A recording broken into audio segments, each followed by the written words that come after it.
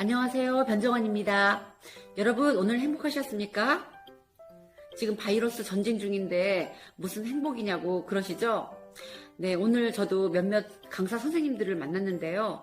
강의가 자꾸 미뤄지다 보니까 수입이 너무 없어서 걱정들을 많이 하고 있더라고요. 네, 그럼에도 불구하고 책은 읽어야 되겠죠? 네, 책을 읽는데 왜 읽습니까? 그건 나의 삶이 행복해지기 위함이죠. 행복해지기 위함이 책 읽는 것과 무슨 관계가 있을까요? 그것은 독서의 3대 원리인 받아들이는 수용의 원리, 그것을 표현하는 표현의 원리, 또 행동으로 옮기는 수행의 원리에서 그 답이 있습니다. 수용의 원리는 들으며 수용하기와 읽으며 수용하기로 나누어지는데요. 책의 내용이 어떤 방법으로든 수용이 되었다는 것, 즉 내 안으로 들어왔다는 것은 집중해서 독서를 했다는 것이 되는 거고요. 또 집중을 했다면 기억이 되었다는 것입니다. 수용의 방법은 제가 슬로우 리딩이나 555 운동하기로 지난 시간에 말씀을 드렸습니다. 예, 저는 책을 읽는 것이 하나의 산을 넘는다는 생각을 하고 있습니다. 처음 산을 오를 때를 기억해 보세요. 얼마나 숨차고 되돌아가고 싶고 또 같이 가자고 했던 사람을 원망하기도 하고 그래서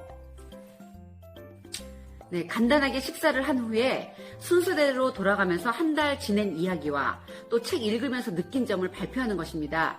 한 달 지낸 이야기를 한다는 것은 독서를 하면서 그 책에서 주는 교훈을 나의 삶에 실천해 본 것이나 또 나의 삶의 변화들을 여러 사람들에게 알려주는 것입니다. 한 명당 인원수에 따라 다르겠지만 10분에서 15분 정도면 적당하다는 생각을 하고 있어요. 하지만 어떤 분은 나는 발표는 안 하고 듣고만 갈 거예요 하는 분이 있어요. 그러면 굳이 발표하라고 강요할 필요가 없이 그리 하면 되는 것입니다. 부담을 주지 않는 것이 좋다라는 것이죠. 단 꼭 읽고 오는 것을 약속해야만 합니다. 안 읽고 온 분은 다른 얘기를 할 확률이 있어서 이 전체적인 분위기를 흐트리게 되거든요. 그럼 진행자가 그 얘기를 끊을 수도 없고 아주 난처해지는 상황이 벌어져요. 독서 토론은 이렇게 사적인 언어 선택으로 이루어지는 것입니다. 그리고 또 하나 독서 발표가 있는데요. 독서 발표는 공적인 언어로 진행되는 소규모 발표나 또는 대회에서 하는 형태라고 볼 수가 있습니다. 예를 들자면 이렇게 합니다. 안녕하십니까? 제가 읽은 책을 발표하겠습니다. 책 제목은 뭐뭐뭐입니다. 작가는 누구누구입니다. 책의 내용은 이러이러합니다. 저는 이 책을 읽고 어떤 느낌을 가졌습니다. 그래서 저도 이렇게 해야겠다고 마음먹었습니다. 감사합니다. 예, 이렇게 공적인 언어로 공적인 자리에서 발표를 하는 것입니다. 예, 나머지 또 수행의 원리에 대해서 말씀드리겠습니다.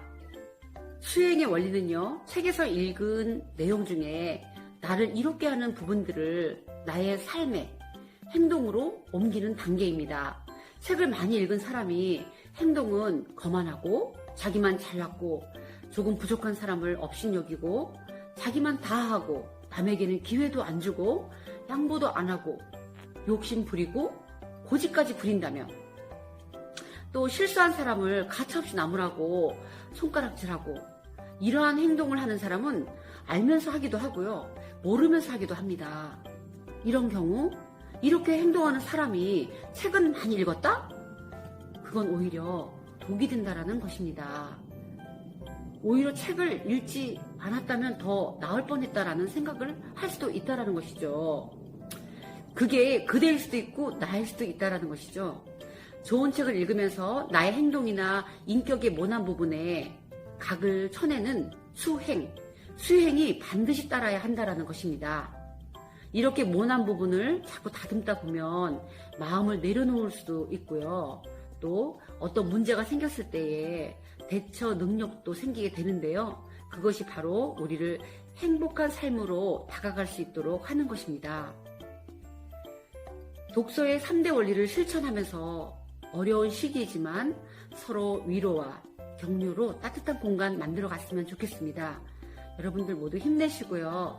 다음 시간에는 독서 대화에 대한 이야기로 만나겠습니다. 감사합니다.